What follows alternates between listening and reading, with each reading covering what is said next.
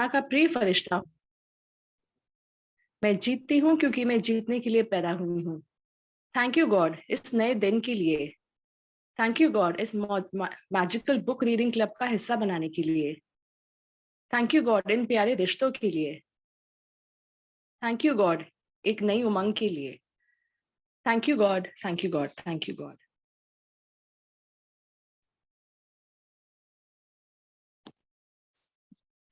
Thank you Payal ji, बहुत ही अच्छी प्रेयर कराने के लिए। जैसा कि हम सभी जान रहे हैं कि हम गीता का 7वां अध्याय पढ़ रहे हैं और इस 11वें श्लोक के लिए मैं अब अमर कुमार जी को इनविटेशन देना चाहूंगी कि वो आए और 11वें श्लोक को हमें समझाएं। Thank you ma'am. मैं अमर कुमार फरीदाबाद से।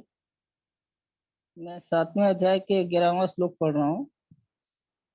बलं बलवंतां चाहं कामराजिवर्जितम् धर्मा विरुद्धो भूतेषु कामोस्मि भरतवर्षभ। यहाँ पे भगवान कहते हैं कि हे भरतवंशियों में श्रेष्ठ अर्जुन, बलवानों में बल मैं हूँ और सभी प्राणियों में धर्मयुक्त काम मैं हूँ। अतः हर जगह ये बताते हैं कि हर संभव मैं ही हूँ। यहाँ पे कहते हैं कठिन से कठिन काम करते हुए भी अपने भीतर एक कामना, आसक्ति, शुद्ध निर्मल उत्साह रहता है। काम पूरा होने पर भी मेरा कार्य शास्त्र और धर्म के अनुकूल है तथा लोक मर्यादा के अनुसार संत मतोन्मुख ऐसे विचार से मन में एक उत्साह रहता है। इसका नाम बल है। यह बल भगवान ही स्वरूप है, अतः यह बल ग्राह्य है, यानी मैं ही हूँ। आगे फिर कहते हैं कि ये धर्म विरुद्धो भूतेषु कामोस्मि भरतवर्ष। हे भरतवंशी में श्रेष्ठ अर्जुन, मनुष्यों में धर्म से अवरुद्ध अर्थात धर्म युक्त काम मेरा ही स्वरूप है। कारण कि शास्त्र और लोक मर्यादा के अनुसार शुभ भाव से केवल संतान उत्पत्ति के लिए जो काम होता है वह काम मनुष्य के अधीन होता है, परंतु आसक्ति, कामना, सुख भोग आदि के लिए जो काम होता है उस काम को मनुष्य पराधीन हो जाता है और उसके वश में होकर वह न करने लायक शास्त्र विरुद्ध काम प्रवृत्त हो जाता है। तो कुल मिलाकर के ये कहते हैं, इसमें लिखते हैं कि मतः परंत नाक्यांति चिंद, इस तरीके बताते हैं कि वासुदेव सर्वम, यानी सभी जगह वासुदेव ही वासुदेव हैं, सभी जगह मुझे आप देखो। तो इसका श्लोक का मूल भाव यही है कि हर शक्ति और हर प्रेरणा मैं हूँ, मुझे हर जगह देखो, मुझे हर जगह जानो। Thank you. बहुत सुंदर अमर जी, आपने बहुत सुंदर व्याख्या करी। यहाँ भगवान यही कह रहे हैं कि जो भी कुछ है वह प्रेम ही है और प्रेम से तो त्रिलोकीनाथ भगवान भी वश में हो जाते हैं। इसके बाद मैं हमारे प्लेटिनम लीडर प्रवीण घक्कर जी को 12वें और 13वें श्लोक के लिए इनवाइट करना चाहूंगी और मैं एक सभी से अनुरोध करना चाहूंगी कि वो समय सीमा का ध्यान रखें क्योंकि आज के जो भी श्लोक हैं उनके अर्थ काफी बड़े हैं। तो प्लीज वेलकम प्रवीण घक्कर जी। राधे राधे, आप सबको मेरा प्रणाम। मैं भाग्यशाली हूँ कि 12वां और 13वां श्लोक मेरे हिस्से में आया है। तो जैसा कि भगवान ने पीछे को बताया कि बुद्धि मैं हूँ, बलशालियों का बल मैं हूँ, पुष्प में सुगंध मैं हूँ। तो इन सारी चीजों को आगे बढ़ाते हुए भगवान ये कहते हैं, ये चैव सात्विका भवा राजसास्ता मुसाश्च ये मत वेते तानवधि न त्वें तेषु ये मति। तो कहते हैं, हे अर्जुन, जितने भी सात्विक भाव हैं, जितने भी राजस्व तथा तामस भाव हैं, वो मुझसे ही होते हैं, ऐसा उनको समझो, परंतु मैं उनमें और वे मुझ में नहीं हैं। ये बहुत ही अच्छी बात कही है कि ठीक है, बुरे कर्म हैं, लेकिन मैं उनसे निर्लिप्त हूँ, वो मुझ में नहीं है और ना ही वो मेरे कारण है। तो यहाँ फिर इसके लिए भगवान ने हमारे को बुद्धि दी है कि आपको निषिद्ध कर्म नहीं करने, तो बुद्धि का करने हैं या नहीं करने। तो ईश्वर ने आपको बुद्धि दी है तो उससे उसका चयन करें। यदि निषिद्ध कर्म करेंगे तो उनका फल भी वैसा ही होगा, है ना। ये जो सात्विक, राजस और तामस भाव हैं वे भी मेरे से ही उत्पन्न होते हैं। इसका तात्पर्य यह हुआ कि सृष्टि मात्र में जो कुछ हो रहा है मूल में सबका आश्रय, आधार और प्रकाशक भगवान ही है। अर्थात सब भगवान से इसका स्फूर्ति पाते हैं, भगवान से ही होते हैं। इनमें जो भी विलक्षणता दिखती है वह सब भगवान के कारण ही है, लेकिन भगवान इनसे निर्लिप्त हैं। इसके बाद अपने आते हैं 13वें श्लोक पे। बहुत ही सुंदर भगवान ने विवेचन किया है, डिटेल आप जरूर पढ़ें इसकी टाइम निकाल के। अब यहाँ भगवान ये कहते हैं, ये श्लोक पढ़ रहा हूं मैं। त्रिभीर गुणमय भार वैरभि सर्वमद जगते मोहित ना भी जानती ममभ्य परम व्ययम। इन तीनों गुण रूप भावों में मोहित, किंतु ये संपूर्ण जगत इन गुणों से अतीत अविनाशी मुझे नहीं जानता। जो लोग ये तीनों गुण जो भगवान ने बताए हैं, वृत्तियां जो बताई हैं, तामस गुण और ये जो सात्विक गुण और ये मतलब प्राणी मात्र राजस गुण, इन तीनों को मतलब लोग तो हो सकता है जानते हो, लेकिन वो मुझे नहीं जानते, है ना। कि भगवान इनसे ऊपर हैं, इनसे निर्लिप्त हैं। यहाँ पर जो कुछ चीजें भगवान ने बहुत ही अच्छी बताई हैं कि अस्वाभाविक में स्वाभाविक भाव होना ही मोहित होना है, जो प्रतिक्षण नष्ट होने वाले तीनों गुणों से परे है, अत्यंत निर्लिप्त है, नित्य निरंतर एक रूप रहने वाले हैं, ऐसे परमात्मा स्वाभाविक हैं। यानी कि वैसे तो भगवान जो है वो सर्वव्यापी हैं, हर चीज में हैं, हर प्राणी में हैं। इसलिए कहते हैं ना भी ये हमसे जो पाप होते हैं, है ना, जो प्राणी अपने, कई बार इन प्राणियों की आप आंखों में देख के देखो तो बिल्कुल अपने जैसे भाव नजर आते हैं, सिर्फ शरीर का ही अंतर है। तो वो शरीर उन्होंने धारण किया अपने कर्मों के कारण, है ना। तो भगवान यहाँ यही कहना चाहते हैं कि ये तीनों गुणों में मनुष्य मात्र लिप्त रहता है, लेकिन मैं उन सब से ऊपर हूँ। धन्यवाद। थैंक यू सर, बहुत ही सुंदर और कम शब्दों में आपने बहुत ही अच्छे से इन श्लोकों का अर्थ समझाया।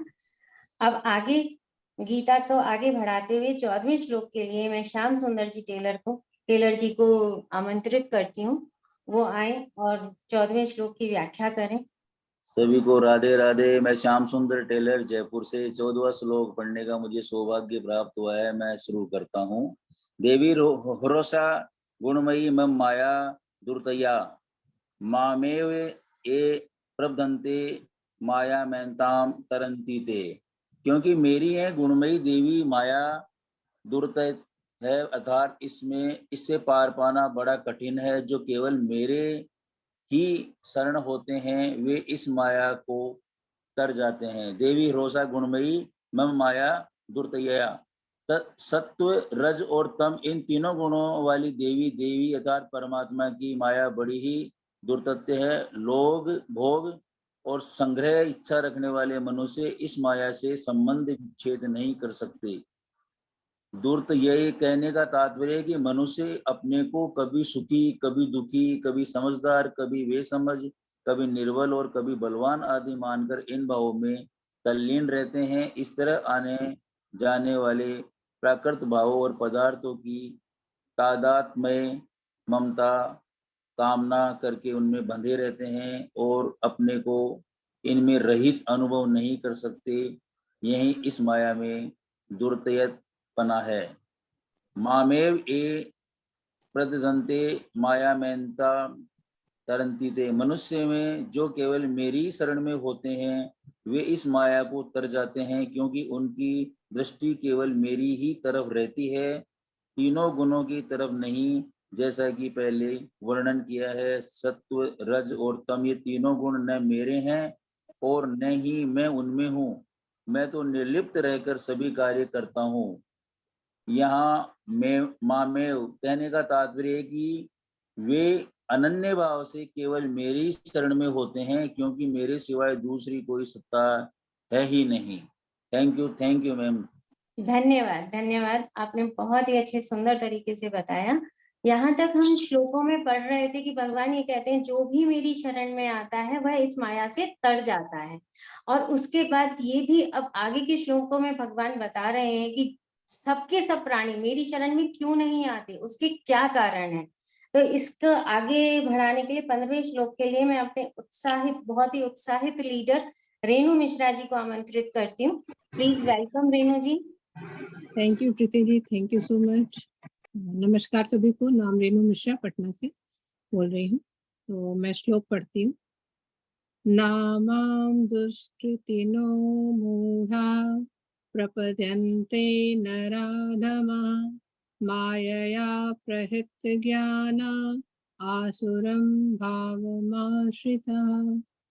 यहाँ पे उसी भगवान जो बोल रहे हैं, कौन हमारे शरण में नहीं आ सकता, जैसे भगवान श्री कृष्ण बता रहे हैं कि कौन मेरी शरण में नहीं आता है, वो कैसा मनुष्य है। तो भगवान कहते हैं जो मनुष्य भगवान का आश्रय नहीं लेते वे आसुरी, राक्षसी और मोहनी प्रकृति का आश्रय लेने वाले होते हैं। उनकी दृष्टि संसार के पदार्थ क्रिया को छोड़कर दूसरी तरफ जाती ही नहीं है। उनकी दृष्टि में भगवान की सत्ता नहीं होती और फिर भगवान की शरण लेने का प्रश्न ही नहीं उठता। भोग भोगना और संग्रह करना ही उनका अंतिम लक्ष्य होता है। उनका ज्ञान माया के द्वारा अपहृत होने से वे माया के वश में होते हैं और माया के वश में होने से वे माया को तर ही नहीं सकते। कहने का तात्पर्य है कि माया के कारण उन मनुष्यों की विवेक जो होती है वो समाप्त हो गई है और वे मनुष्य माया में ही रचे बचे रहते हैं, अर्थात भोग भोगने, संग्रह करने, शरीर को सजाने, मकान की सजावट करने आदि में लगे रहते हैं। वे शरीर को सुख और आराम देने वाली वस्तुओं का ही नया नया आविष्कार करते रहते हैं और उसी को विशेष महत्व देते हैं। ऐसे अनित्य परिवर्तनशील वस्तुओं को ही जानने वाले लोग नित्य अपरिवर्तनशील तत्व को कैसे जान सकते हैं, क्योंकि उधर उनकी दृष्टि नहीं जाती है। तो ऐसे लोग जो है वो भगवान के चरण में नहीं आते हैं। धन्यवाद। धन्यवाद प्रीति जी। बहुत ही अच्छे से आपने बताया। मैं अब अश्वनी जी को, जो बहुत ही सरल शब्दों में जितने भी श्लोकों की व्याख्या करते आए हैं, बहुत अच्छे से समझाते हैं, तो मैं अश्वनी जी को आमंत्रित करूंगी आगे 16वें श्लोक के लिए। Thank you ma'am. मेरा नाम अश्वनी है, राजस्थान कोटा से। और 16वां श्लोक जो है जिसमें भगवान बता रहे हैं कि कौन मेरी शरण में आ सकते हैं, उनके बारे में बता रहे हैं। चतुर्वीरताः भजन्ते माम जना सुकृत नो अर्जुन आर्तो जिज्ञासु सुरार्थी ज्ञानी च भरत शर्भ। इसमें ये बोल रहे हैं कि हे भारत पंछियों में श्रेष्ठ अर्जुन, पवित्र कर्म करने वाले अर्थार्थी, आर्त, जिज्ञासु और ज्ञानी अर्थात प्रेमी, 4 प्रकार के मनुष्य मेरा भजन करते हैं अर्थात मेरी शरण को हो जाते हैं। तो पहली लाइन जो है इसमें उसका अर्थ है सुकृति पवित्र आत्मा मनुष्य अर्थात भगवत संबंधी काम करने वाले मनुष्य 4 प्रकार के होते हैं। ये चारों मनुष्य मेरा भजन करते हैं अर्थात स्वयं मेरी शरण में होते हैं।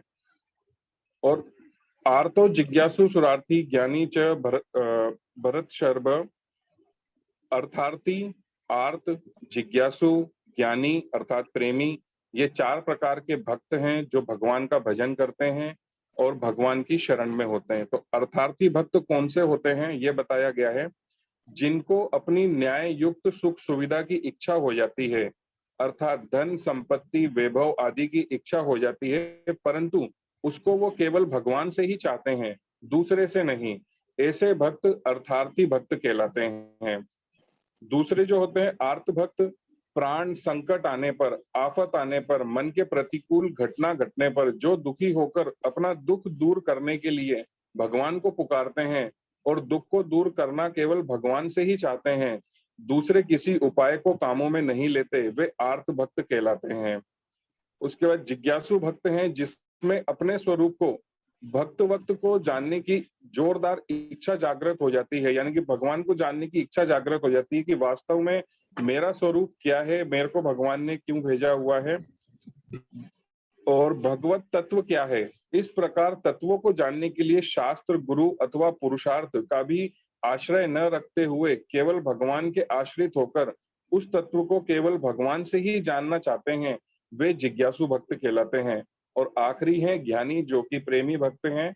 अर्थार्थी, आर्त और जिज्ञासु तीनों भक्तों में से ज्ञानी की भक्त की विलक्षणता बताने के लिए यहाँ च अव्यय आया है।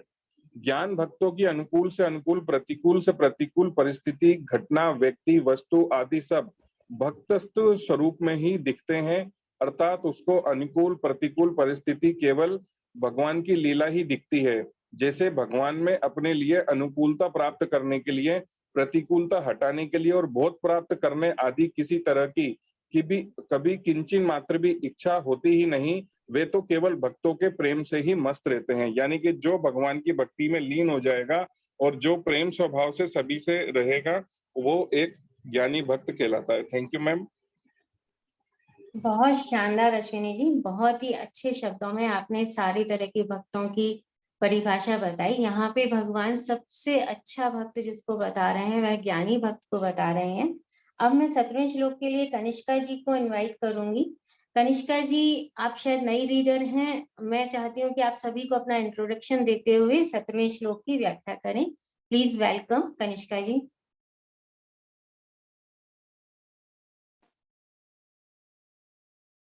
कनिष्का जी, आप मुझे सुन पा रही हैं?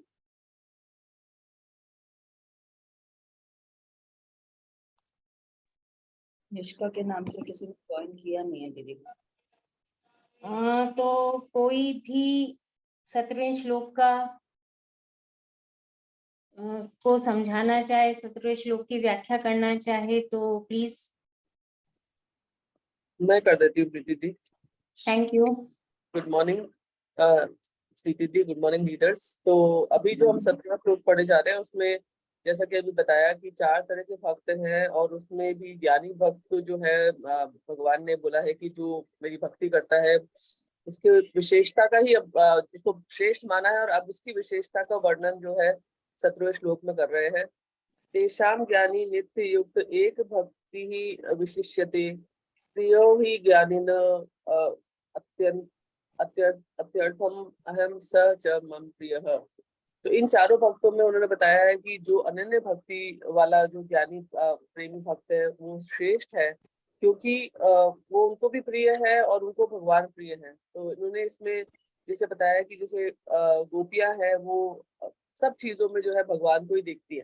तो यहाँ पे इन्होंने बताया कि जो 4 तरह के भक्त अभी अश्विनी सर ने बताए, अर्थार्थी, आर्थ, जिज्ञासु और ज्ञानी, इन सारों में ज्ञानी जो है उसको इसलिए बहुत ज्यादा श्रेष्ठ बताया है क्योंकि उसको सब लौकिक और पारमार्थिक सब क्रियाएं सब करता है, परंतु उसको सब जगह भगवान ही जो है दिखते हैं, है ना, और उसमें से जुड़ा रहता है और उनसे जुड़ा रहते हुए ही सारी क्रियाएं करता है वो जो उनका प्रेमी भक्त है और जो ज्ञानी भक्त है उसके बारे में बताया गया है। और उसमें उन्होंने बताया कि इन सारे जो 4 तरह के भक्त है उनमें अलग अलग तरह का भाव रहता है। जैसे अर्थार्थी जो है वो कोई अनुकूलता की इच्छा रखता है और जो आर्त भक्त है वो प्रतिकूलता को मिटाने की इच्छा रखता है, परंतु और जिज्ञासु भक्त जो है वो भगवान को या भगवत तत्व को जानने की इच्छा रखता है, परंतु जो ज्ञानी भक्त है उसमें कोई भी इच्छा नहीं रहती, उसमें सिर्फ एक भक्ति ही रहती है। और उन्होंने कहा कि इस ज्ञानी प्रेमी भक्त को मैं अत्यंत प्यारा हूँ और वो उसका भी जो है क्योंकि उसकी कोई इच्छा नहीं रहती, उसका सिर्फ मेरे में प्रेम रहता है, तो इसलिए वो भगवान को भी जो है बहुत ज्यादा प्यारा है। और इन्होंने ये बताया कि जब हम ये मानते हैं कि वासुदेव सर्वम यानी कि सब कुछ परमात्मा ही है, तो उसमें उन्होंने बताया कि उसका अनुभव होने पर फिर कोई द्वैत भी नहीं रहता, है ना। जैसे अभी बाकी हम किसी भी उसमें बात करेंगे और यहाँ पर अगर अपन ज्ञान की बात करें तो उन्होंने ये नहीं बोला कि ज्ञान योग की बात जिसमें कि द्वैत रहता है सत और असत का, कि भाई मैं सत हूँ और ये संसार असत है, बट उन्होंने बताया कि जब भक्ति हो जाती है तो किसी भी प्रकार का द्वैत नहीं रहता, यानी कि सिर्फ और सिर्फ जो है हर चीज में परमात्मा के भगवान के दर्शन करता है। इसलिए उन्होंने बताया कि हमेशा जो है ये प्रेम बढ़ता रहता है और इसको ही उन्होंने जो है नित्य युक्त बताया है ज्ञानी भक्त को, और प्रेम बढ़ता रहता है और उसको हमेशा जो है आश्चर्य होता रहता है। जैसे हम कई बार ही बोलते हैं ना कि अरे इस तरह तो मेरा ध्यान ही नहीं गया, अरे ये तो इतनी अच्छी बात थी, अरे ये तो हमने देखा ही नहीं। जैसे हम कभी कहीं हिल स्टेशन में घूमने जाते हैं, बोलते अरे ये तो इतना सुंदर लग रहा है, तो उसको हर समय एक आश्चर्य रहता है कि अरे ये तो इस तरह तो मेरा ध्यान ही नहीं गया। तो उसका प्रेम प्रतिक्षण बढ़ता रहता है भगवान के प्रति और भगवान को भी वो भक्त प्यारा है। तो ये सब उन्होंने जो है भगवान ने इसको बताया और उसका उसकी भगवान में प्रेम होता है, इसलिए उसको एक भक्ति विशिष्टता कहते हैं। Thank you so much. Thank you Neeta ji. मैं आपके बारे में बस एक ही लाइन बोलना चाहूंगी कि आपकी डेडिकेशन को, आपकी नॉलेज को मैं हमेशा देखती हूँ। कि जब भी कभी कोई गैप पड़ता है आप आगे आके उसको भर देती हैं। थैंक यू सो मच, मैं आपका आभार प्रकट करना चाहती हूँ। आगे में हमारे हमेशा प्रफुल्लित रहते हुए लीडर जो है भवानी सिंह जी गौर, उनको 18वें श्लोक के लिए आमंत्रित करती हूँ। Bhavani Singh ji. Thank you so much ma'am. Radhe Radhe सभी को। उदारा सर्व एवेते ज्ञानी त्वात्मेव मतम आस्थितः स ही युक्तात्मा मामे वानुत्माम गतिम। पहले कहे हुए सबके सब जो चारों के चारों जो भक्त हैं बड़े ही उदार यानी श्रेष्ठ भाव वाले हैं, परंतु जो ज्ञानी है, जो प्रेमी है, तो वो मेरा ही स्वरूप है। जो ज्ञानी जो भक्त हैं उनको ठाकुर जी ने खुद का ही स्वरूप बताया है, ऐसा मेरा मत है। कारण कि वह मुझ में अभिन्न है और जिससे श्रेष्ठ दूसरी कोई गति नहीं है, ऐसे मुझ में ही दृढ़ स्थित रहते हैं। तो इसकी व्याख्या में जैसे ठाकुर जी ने ऐसे भक्तों को उदार कहा है। क्यों कहा है? क्योंकि वो आगे से चल के पहले ठाकुर जी के पास आते हैं, तो भक्त उदार होते हैं क्योंकि भक्त पहले ठाकुर जी से संबंध जोड़ता है, तदानुरूप ठाकुर जी भी भक्त के साथ वैसे ही संबंध जोड़ लेते हैं। ठाकुर जी भक्त की वही कामना पूरी करते हैं जिससे भक्त की भक्ति बढ़े, अन्यथा कामना पूरी नहीं करते, क्योंकि ठाकुर जी परम हितैषी हैं। अतः भक्त की कामना पूरी हो अथवा नहीं हो तो भी ठाकुर जी की भक्ति नहीं छोड़ते, ऐसे भक्त होते हैं। ऐसे इसलिए उनको उदार कहा है। संसार के प्रत्यक्ष सुख को छोड़कर भक्त भगवान का भजन करते हैं, अतः भगवान को उदार कहा है। ठाकुर जी के दरबार में मांगने वालों को भी ठाकुर जी उदार कहते हैं। भक्त केवल ठाकुर जी से ही कामना पूर्ति चाहते हैं, अन्य से नहीं। भक्तों का ये अनन्य भाव ही भक्तों की उदारता है। आगे कहा है ठाकुर जी ने, तो ज्ञानी को ठाकुर जी का ही स्वरूप कहा गया है। अपना स्वरूप होने से स्वतः स्वाभाविक प्रियता होती है, अतः ठाकुर जी को ज्ञानी भक्त अति प्रिय हैं। ज्ञान का अद्वैतवाद अखंड रूप से सम शांत रहता है, परंतु प्रेम का अद्वैतवाद एक दूसरे की अभिन्नता का अनुभव करता हुआ प्रतिक्षण वर्धमान रहता है, क्योंकि वो एक होते हुए भी दो हैं और दो होते हुए भी एक हैं। जैसे नदी, उदाहरण दिया है ठाकुर जी ने, जैसे कि नदी समुद्र में मिलती है तो दोनों एक रूप हो जाते हैं। एक होते हुए भी दोनों के जल प्रवाह एक दूसरे के तरफ चलता रहता है, इसलिए वो एक होते हुए भी अभिन्न है। आगे बताया कि ऐसे ही प्रेमी का प्रेमास्पद और प्रेमास्पद का प्रेमी की तरफ प्रेम का विलक्षण प्रभाव चलता रहता है। दोनों ही प्रेमास्पद हैं और दोनों ही प्रेमी हैं। केवल भगवान ही मेरे हैं। ऐसे भक्त में अनुकूलता प्रतिकूलता का कोई फर्क नहीं पड़ता, प्रत्युत अपनापन बढ़ता चला जाता है। वह ठाकुर जी से अभिन्न रहता है। भगवान को न मानना कामना से भी अधिक दोषपूर्ण है। यदि हम भगवान को नहीं मानते तो हम कामना रखते हैं, उससे भी ये दोषपूर्ण कहलाए बताया है ठाकुर जी ने। जन्म मरण को प्राप्त होते हैं ऐसे लोग जो केवल ठाकुर जी की भजन करते हैं, उनमें कामना रह भी जाए तो भी भगवान को ही प्राप्त होते हैं, क्योंकि वह भगवान का ही अंश है। जो ठाकुर जी को छोड़कर अन्य देवी देवताओं को भजते हैं, उन्हें ठाकुर जी ने अल्प मेधा कहा है तथा उनके भजन को अविधि पूर्वक किया गया भजन कहा है। तत्व ज्ञानी जो होते हैं वो ब्रह्म से तात्विक एकता होती है उनकी, परंतु भक्त की भगवान के साथ आत्मीय एकता होती है। जीव और भगवान अभिन्न हो जाते हैं। अभिन्नता में भक्त और भगवान एक होते हुए भी प्रेम के लिए दो हो जाते हैं और दोनों ही प्रेमी और दोनों ही प्रेमास्पद हो जाते हैं, अतः दो होते हुए भी एक ही रहते हैं। स्वरूप में स्थित होने पर भी अहम की गंध रह सकती है, परंतु प्रेम में ठाकुर जी के साथ अभिन्नता होने पर जीव का अपना प्रकृति से सर्वथा संबंध विच्छेद हो जाता है और अहंकार मिट जाता है। प्रेमी भक्त की स्वतंत्र सत्ता नहीं हो रहती, परंतु केवल ठाकुर जी ही रहे, अर्थात प्रेमी के रूप में साक्षात ठाकुर जी ही हैं। यह आत्मीयता भक्ति के लिए स्वीकृत द्वैत ज्ञान योग के अद्वैत से भी सुंदर है। लास्ट में ठाकुर जी ने बताया है कि भगवान से बढ़कर उत्तम गति कोई नहीं। यह गति का अर्थ प्राप्ति के अर्थ में आया है। मतलब ठाकुर जी से बढ़कर उत्तम गति कोई नहीं है कि यदि हमें ठाकुर जी मिल जाए तो इससे अधिक उत्तम गति कोई नहीं है, क्योंकि यहाँ पे जो गति का मतलब है प्राप्त होना है, ठाकुर जी को प्राप्त होना।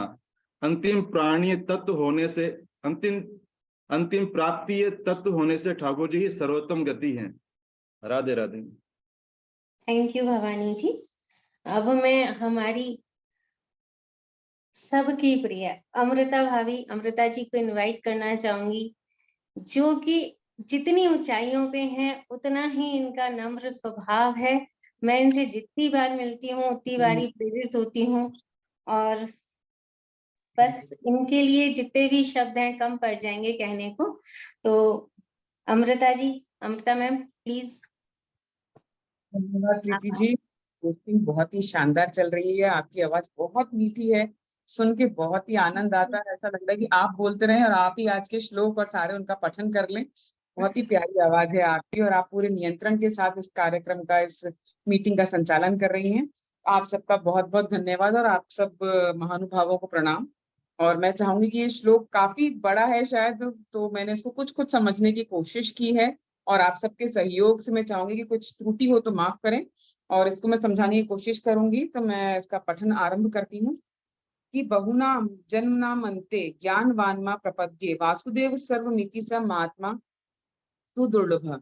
इसमें इन्होंने यहाँ पर ये बताया कि मनुष्य जन्म लेते हैं वो अपने आप में अंतिम जन्म है, जो हमें जब मनुष्य जन्म मिलता है ये बहुत ही दुर्लभ जन्म है जिसको हमने पाया है और कुछ ऐसे कर्म करे हैं जिसके कारण कहा जाता है, वैसे भी हमने हर जगह सुनते हैं बचपन से ही माता पिता से, अपने वृद्धजनों से, बड़े लोगों से, कि मनुष्य जन्म हमें बहुत मुश्किल से मिलता है, हमने कुछ ऐसा किया है और ये मनुष्य जन्म इतना अच्छा है कि अगर इसको आप सही तरीके से इसका निर्वाह करें, इसका पालन करें, शरीर का ध्यान रखें, तो आप इस जन्म मरण के प्रवाह से ही हमेशा के लिए मुक्त हो सकते हैं। यानी कि ये मनुष्य जन्म हमें इस जन्म मरण के प्रवाह से, यानी कि मनुष्य जन्म हमें मिलेगा आगे, अगर हम मृत्यु को प्राप्त होते हैं आगे, उसके बाद हम किस जन्म में जाते हैं, ऐसे जन्मों से, जो कहते हैं कि 84 करोड़ हमारी योनियां हैं, ये सब हैं, उन सब से मुक्ति प्राप्त करने का एक बहुत अच्छा मौका हमें मिला है इसके अंदर। और अगर इस समय हम अपने आप को भगवान के अंदर लगा दे, भगवान की भक्ति में, भजन में, उनके सेवा में अपने आप को अर्पित कर दे, तो इस जन्म मरण के प्रभाव से हमको अपने आप को मुक्त कर सकते हैं और ये चक्कर खत्म हो जाता है। परंतु अगर यहीं पर हम मनुष्य जन्म लेने के बाद भगवान को प्राप्त ना करके पुराने राग के अंदर, आसक्ति के अंदर, विलासिता के अंदर और दूसरी दुर्गुणों में, दुराचारों के अंदर लग जाते हैं, तो वापस से जन्म मरण के चक्कर में पड़ जाते हैं।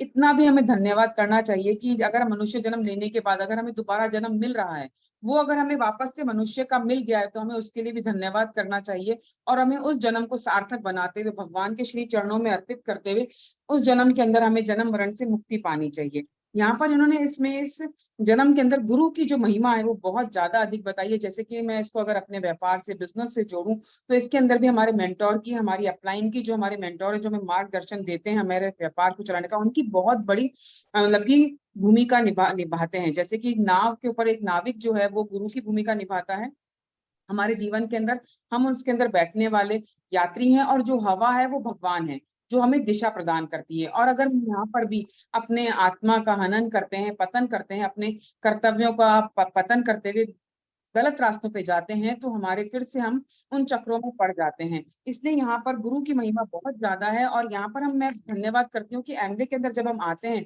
तो अपनी तरक्की के साथ साथ पर ये भी सोचते हैं कि हमारे साथ जितने लोग जुड़े हैं उनकी भी तरक्की होना बेहद जरूरी है। यानी कि दूसरों की पहले तरक्की हो, उसके बाद हमारा कुछ साधन प्राप्ति हो। तो हम पहले दूसरों की तरक्की के ऊपर, जो हमारी टीम है, जो हमारे डाउनलाइंस हैं, जो हमको अपने सपनों को हमारे प्रति समर्पित करते हैं कि हमें ये बनना है, हमें ऐसे आगे बढ़ना है, अगर हम उनका साथ देते हुए आगे बढ़ते हैं तो वाकई में इस जीवन में सफलता मिलना और इससे अच्छा पुण्य कर्म नहीं हो सकता। कि कहा जाता है कि किसी को एक बार दान देने से अच्छा है कि उसको कमाना, उसको जीवन यापन करना सिखाया जाए और उसको अपने पैरों पे खड़ा होना सिखाया जाए। तो हमारे बिजनेस के अंदर भी हम उसे एक गुरु की भांति उसके अपने पैरों पे खड़ा होना सिखाते हैं और उसको आगे बढ़ना और उसके रास्ते पे उसके परिवार को संभालना, जो उसकी जिम्मेदारियां, जो उसके कर्तव्य हैं, उनको बहुत अच्छे तरीके से पूर्ण करना उसे सिखाया जाता है। पर इसके अंदर हमें अहम का भाव नहीं रखते हुए, केवल जो कोई भी हमारे साथ जुड़ता है उस अहम को, हम अपने अहम को त्याग करते हुए कि मैं अपलाइन हूँ, मैं मेंटोर हूँ, मेरी बात को इसको मानना चाहिए, ऐसा नहीं सोचते हुए केवल हम जहां पर जाएं वहां पर हमारा आसपास में, हमारा ऑरा, हमारे जो आसपास की हवा जो है वो इस तरीके की होनी चाहिए कि जो भी हमारा ऑरा है, हमारी बात है, वो अगर किसी के महसूस होती है और किसी के पास जाती है तो उसी से उसका कल्याण हो जाए। महात्माओं का यही होता है कि वो जहां पर भी होते हैं, अगर उनसे, उनके दर्शन से, शरीर के स्पर्श मात्र से, उनकी हवा से ही सामने वाले का कल्याण हो जाता है। परंतु जब वो उनके अंदर ऐसे आचरण आने लगते हैं कि जैसे मेंटोर आपका ये कहने लगे मैंने ये आचरण किया है और इसी से ये बात पक्की हो जाती है कि आपको ऐसा बिहेवियर करना है, तो वहां पर उसका पतन प्रारंभ हो जाता है किसी भी महात्मा का। फिर उसके बाद तीसरा भाव उसके अंदर ये आने लगता है कि मैंने जो आज्ञा दी है उसका पालन करूं। तो ये तीसरा भाव है जो वो अपने महात्मा स्वरूप से, पहले स्वरूप से दूसरे पर आता है, दूसरे से फिर वो तीसरे पर आने लगता है। उसके बाद वो ऐसा कहने लगता है कि ये ऐसा ही विधान है और ऐसा होना चाहिए और ऐसा नहीं होना चाहिए। जब वो ऐसी बातें करने लगता है और बातों के पालन के ऊपर ध्यान देता है और दूसरों को अपने आदेश और उपदेश देने लगता है, तो उसका पतन प्रारंभ हो जाता है। और वापस 5वें नंबर पे वो कहता है कि मैंने ऐसी आज्ञा दी है और यही करना चाहिए और ऐसा करो या ऐसा मत करो।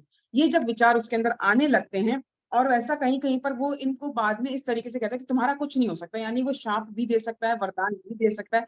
यहाँ पर अगर उसे ऐसी भावनाएं आने लगती है, यानी कि वो अपने गुणों का, अपनी ताकतों का गलत इस्तेमाल कर रहा है। अगर कोई मेंटोर अपनी मेंटी का अगर साथ नहीं देता है, वो किसी प्रकार से वो अपने भाव के अंदर आता है कि मैं मेंटोर हूँ, मैं डायमंड बन गया हूँ, मैं ये हूँ, मैं एमरल्ड हूँ, मैं तो प्लेटिनम हूँ, मेरे को किसी 3% वाले या 6% वाले से बात नहीं करनी चाहिए, या मैंने मेरे सामने उसको ऐसा बिहेव करना चाहिए। अगर ऐसी भावनाएं हमारे अंदर आती है, तो वाकई में हम जिस उच्च पद पर पहुंचे हैं उससे हमने मानसिक रूप से पतन कर लिया है। तो हमें इन बातों को ध्यान में रखते हुए पूरी तरह से, अगर हम किसी के अंदर भाव विभोर होकर, भावमयी होकर अगर उसके अंदर अपना ध्यान देते हैं और उसको भजन की प्राप्ति करते हैं, बिल्कुल शरणागति में आ जाते हैं, यानी कि हम अपने पूरी तरह से उसमें डूब जाते हैं। किसी तरह का हमारा आज्ञा अवाज्ञा का भाव नहीं रहता है कि किसने हमारी बात मानी नहीं मानी, सही गलत का भाव हमारे अंदर खत्म हो जाता है।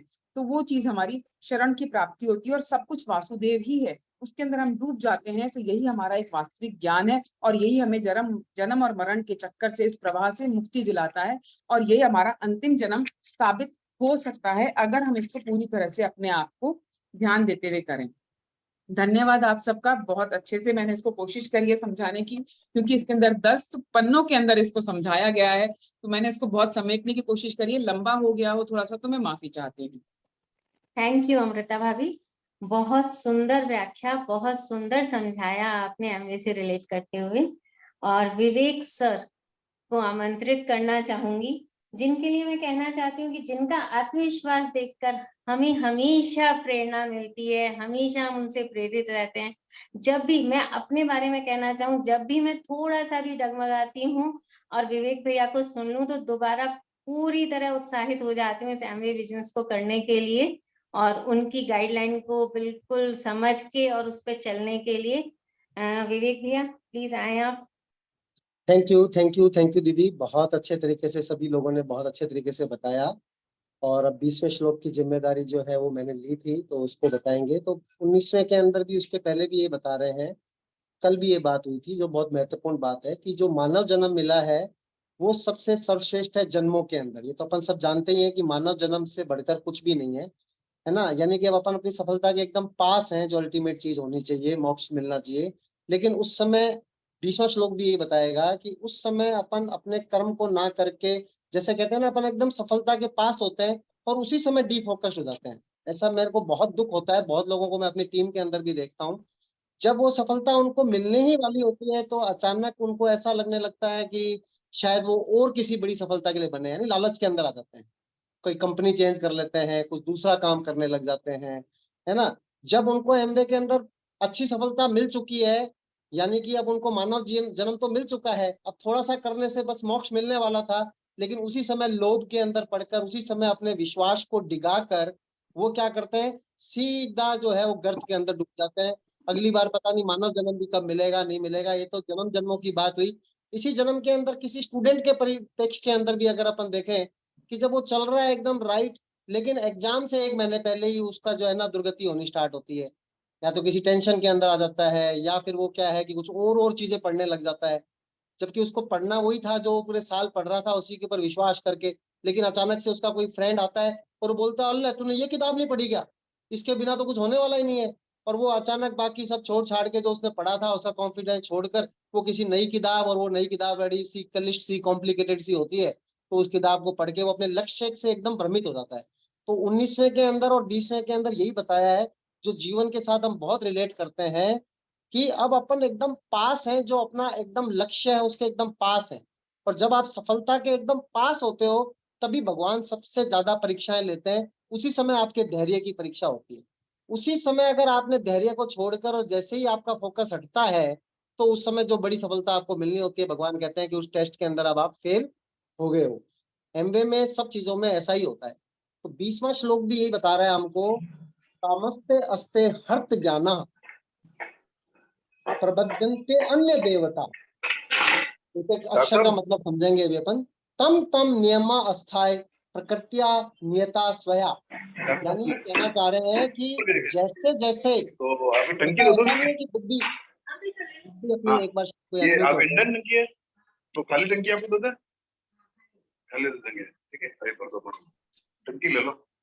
प्लीज जिसकी भी आवाज आ रही है होस्ट प्लीज म्यूट कर दे। मैं कर दिया म्यूट। तो इसके अंदर ये बताने की कोशिश कर रहे हैं कि जब जब भी लोक की इच्छा में या परलोक की इच्छा के अंदर, है ना, हमारी कई सारी कामनाएं हैं। कामनाओं को दो तरीके से बताया है कि एक तो कोई धन प्राप्ति की कामना है, धन भी जो है अपन पाना चाहते हैं सारे सुख सुविधाएं लेने के लिए, या अपना बहुत बड़ा नाम हो जावे। अब सुख सुविधाएं तो बहुत हो जाती हैं, एक धन के बाद में तो उसकी तो कोई सीमा नहीं रहती। उसके बाद लगता है और धन आ जावे, और धन आ जावे, यानी कि खूब मेरा नाम हो जग के अंदर, खूब सारे जने जाने। या परलोक के अंदर भगवान की प्राप्ति करने के लिए वो देखते हैं कि पहले इस देवता की प्राप्ति कर लूं, पहले इस वाले यज्ञ को कर लूं, है ना, पहले वो वाला यज्ञ कर लूं, उस देवता को रिझाने के लिए ये यज्ञ कर लूं। तो भगवान कृष्ण ने स्पष्ट बोला है कि अन्य देवताओं का ध्यान करने से आप सिर्फ चूकने वाले हो, आपकी कोई मुक्ति होने वाली नहीं है। जब करना ही है तो एक परम ध्येय जो है हमारा भगवान, उन्हीं का ध्यान रखना है। और हमारी बुद्धि का जो हर यानी कि खत्म हो जाती है, ज्ञान जो होता है वो है खत्म होना नहीं कह रहे, ज्ञान अभी भी है आदमी के अंदर कि एमवे बेस्ट है, वो ज्ञान अभी खत्म नहीं हुआ, लेकिन वो दूसरे लालच से उस ज्ञान के ऊपर बादल आ गए, है ना। कि कभी किसी लालच से, कभी किसी और चीज से क्या होता है, बादल आ जाते हैं, फिर अपन राइट बात को देख नहीं पाते। अभी लगता है नहीं नहीं यार एमवे तो छोड़ो, अभी तो है ना ये चीज, इस वाले देवता को खुश करने का मतलब पहले ये वाला काम कर लेते हैं, अभी ये बढ़िया हो जाएगा, एमवे में भी थोड़ी देर लग रही है। यानी अभी उसको पता था, पूरी बुद्धि थी, ज्ञान खत्म नहीं हुआ यहाँ पे, ज्ञान के ऊपर क्या आ गए, बादल आ गए, है ना। इससे इससे हर्त ज्ञाना यानी कि आच्छादित हो गया, यानी किसी के ऊपर ओवरलैप हो गया, यानी कि ज्ञान के ऊपर जो है वो अंधकार आ गया, और वो अन्य देवताओं को प्रसन्न करने के अंदर चलने लग गए। जबकि उनको प्रसन्न सिर्फ और सिर्फ किसको करना था, भगवान को करना था, है ना। और ये प्रकृति की दी हुई चीज नहीं है, ये मनुष्य की खुद की दी हुई और खुद की ही पैदा की हुई चीज है। भगवान ने प्रकृति बनाई, भगवान ने मनुष्य बनाया, लेकिन मनुष्य को स्वतंत्र भी छोड़ा कि आप अपने बारे में क्या सोच रहे हो, क्या काम कर रहे हो, ये सब चीजें करने का अधिकार हमारे को दिया। कल जैसे निशा क्वेश्चन पूछ रही थी कि भगवान ने ऐसे अगर स्वतंत्र नहीं छोड़ा होता तो फिर कोई बात ही नहीं बनती, है ना, फिर तो सब चीजें हो जाती। भगवान ने बोला कि आप अपने कर्मों को करने के लिए, अपना निर्णय लेने के लिए, किस चीज को आप चुनते हैं, किस चीज को आप अस्वीकार करते हैं, उन सब के लिए आप स्वतंत्र हैं, और आपके लिए गए निर्णयों के ही आप परिणाम होते हैं। आज आप जो भी हैं वो आपने जो पास्ट में निर्णय लिए हैं उनका परिणाम है, और आपका फ्यूचर वो होगा जो आपके द्वारा लिए गए आज के निर्णय होंगे। एकदम स्पष्ट सुस्पष्ट बातें हैं। यही गीता के श्लोक के अंदर बताया गया है कि मनुष्य अपने द्वारा कुछ ऐसे निर्णय ले लेता है, दूसरे देवताओं को प्रसन्न करने चला जाता है, और दूसरी चीजों के अंदर इतना लीन हो जाता है कि जो भगवान की प्राप्ति का सबसे बढ़िया मार्ग उसको मिला था, मनुष्य जीवन, उस जीवन को वो खो देता है। 20वां श्लोक यही। धन्यवाद। और प्रीति जी, नो डाउट आपकी होस्टिंग बहुत ही जबरदस्त तरीके से आप कर रहे हैं, और सभी लोग बहुत अच्छे तरीके से न्याय कर रहे हैं। धन्यवाद। Thank you sir. आपने, जैसा मैं हमेशा ही कहती हूँ, एमवे से रिलेट करते हुए इस श्लोक को बहुत ही अच्छे से हमें समझाया। अब मैं एक जरूरी अनाउंसमेंट करना चाहती हूँ। आज जयपुर में एमवे ऑफिस पर 3 बजे फिजिकल मीट है, तो प्लीज जयपुर वासियों से मेरा निवेदन है कि वो सभी आए 3 बजे। बहुत अच्छा रहने वाला है हमारे बिजनेस के लिए। और दूसरी बात ये है कि जो हमारे मंडे से जो बुक हमारी स्टार्ट होने वाली है, उसका नाम है नेवर बी सिक अगेन, जिसकी पीडीएफ भी पहले लोड कर दी गई है, वापस से कर दी जाएगी। तो प्लीज आप उसे आज से ही पढ़ना चालू करें, क्योंकि इंट्रोडक्शन वगैरह पढ़ेंगे तो टाइम लगेगा, और मंडे से हम सभी उसको बहुत अच्छे से समझ पाए। हमारे बिजनेस के लिए बहुत अच्छी है। उसके ऑथर है रेमंड फ्रांसिस। अब टाइम तो काफी हो गया है, लेकिन फिर भी मैं 1 मिनट के लिए, जो हमें छोटे छोटे स्टेप में बिजनेस करना सिखाती हैं, पीयूष मैम को इनवाइट करना चाहूंगी। Please ma'am.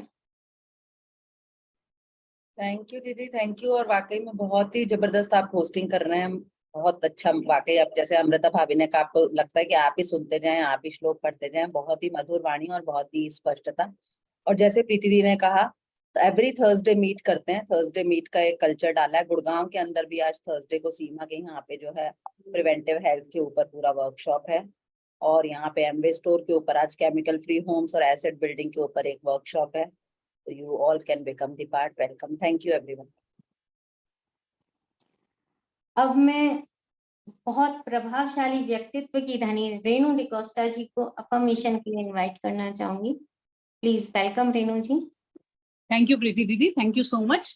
आज सबको सॉरी है, किसी नेटवर्क के बहुत स्लो नेटवर्क आ रहा है, तो उस वजह से मैं वीडियो ऑन नहीं कर पा रही हूँ। सो सभी लीडर्स को good morning. My self Renu D'Costa और मैं गुड़गांव से बात कर रही हूँ। सो अफर्मेशंस के लिए हम सब हाथ जोड़ेंगे, अपने इष्ट देव को याद करते हुए, प्रभु का धन्यवाद करते हुए अपने अफर्मेशंस दोहराएंगे मेरे पीछे मनी मन। मैं जीतती हूँ क्योंकि मैं जीतने के लिए पैदा हुई हूँ। थैंक यू गॉड, मेरी टीम बहुत ही यूनाइटेड, एक्साइटेड और पावरफुल टीम है। थैंक यू गॉड, मेरी टीम और मैं एमवे का इतिहास लिख रहे हैं। थैंक यू गॉड, मैं और मेरी टीम रोजाना डीटीएम करते हैं, प्लान दिखाते हैं और इस तरह से अपने नेटवर्क को तेजी से आगे बढ़ा रहे हैं। थैंक यू गॉड, मैं और मेरी टीम बहुत आसानी से हर माह 600 प्लस पीवी का पर्सनल रिटेल करते हैं। थैंक यू गॉड, मैं और मेरी टीम सभी जरूरी मीटिंग्स का हिस्सा बनते हैं, बुक रीडिंग क्लब का हिस्सा हैं और इस तरह से हम प्रभावशाली लीडर बन पा रहे हैं। थैंक यू गॉड, मैं सभी पॉडकास्ट सुनती हूँ और लगातार अपनी अपलाइन के संपर्क में रहती हूँ। थैंक यू गॉड, मैं अकाउंटेबल हूँ और टीचेबल हूँ। थैंक यू गॉड, जल्दी जल्दी मेरी और मेरी टीम के सभी सदस्यों की पिन चेंज हो रही है। थैंक यू गॉड, मैं और मेरे टीम के सदस्यों के सभी सपने पूरे हो रहे हैं। थैंक यू गॉड, मैं अपनी टीम के सदस्यों के सपनों में शामिल हो पा रही हूँ। थैंक यू गॉड, इतनी शानदार बिजनेस अपॉर्चुनिटी देने के लिए। थैंक यू गॉड, अपार सुख के लिए, वैभव के लिए। थैंक यू गॉड, अच्छे स्वास्थ्य के लिए। Thank you God, I am a diamond. Thank you God, I am a diamond. Thank you God, I am a diamond. Thank you, thank you, thank you so much Preeti di. Thank you Renu ji, बहुत सुंदर affirmation, बहुत सुंदर। मैं सभी leaders का तहे दिल से धन्यवाद करना चाहूंगी जिन्होंने आज इस सेशन को अमेजिंग बनाने में मेरी हेल्प करी। Thank you so much. Great hosting, thank you all leaders. Thank you for hosting Preeti ji. बहुत बढ़िया Preeti ji. Hosting Preeti ji, great hosting. Good diamond everyone. Go diamond, go diamond. Go cam, वो cam Yogesh sir. Hariom Hariom sir. Sir